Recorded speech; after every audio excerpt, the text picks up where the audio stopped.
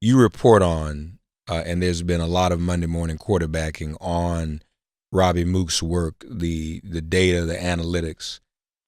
What was the problem there? How was that flawed, and how did that contribute to her loss?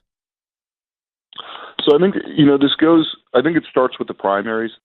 Her path to the nomination was largely to build a coalition of African Americans, Latinos, and women of all color, and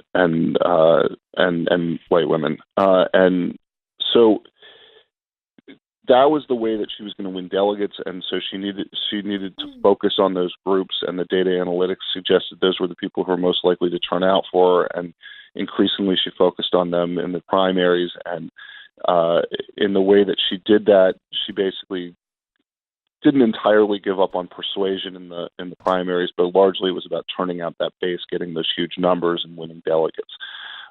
While she's focused on those groups, that has an alienating effect. A lot of the people that we talked to believed had an alienating effect on working class white voters who didn't necessarily see her as their candidate and did not see her as reaching out to them. And that's ironic because in 2008, working class whites were her base against President Obama, then candidate Obama.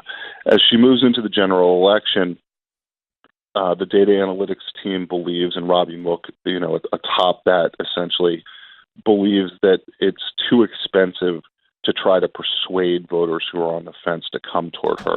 That it's more efficient, less expensive to bring them out to the poll, bring out to the polls people who already agree with her.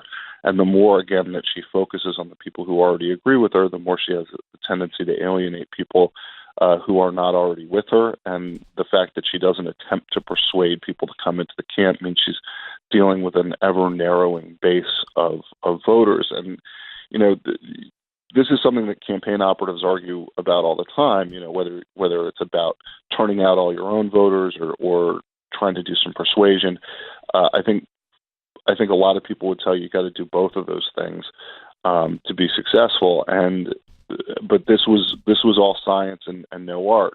President Clinton believed that she ought to be going and that he ought to be going to places where, whether it's the suburbs or even more rural areas where she didn't have necessarily a lot of support to begin with, but talk to people and show people that she was concerned and understood how they lived their lives. And that, ultimately, I think there were a lot of people who felt that she didn't understand. And in fact, she said a couple of times she didn't understand what was going on with the electorate. So, this was a failure to persuade a broader swath of the electorate to come to her. And I think, one of the big lessons for the Democratic Party going forward, and I would say this for the Republican Party too, and their, for their candidates of the future, I think one of the big lessons here is that in order to win, you got to have a candidate who is able to bridge the divides in their own party and begin reaching out to people, in the other party. And that seems so simple, but a lot of times our politics don't end up being that way. And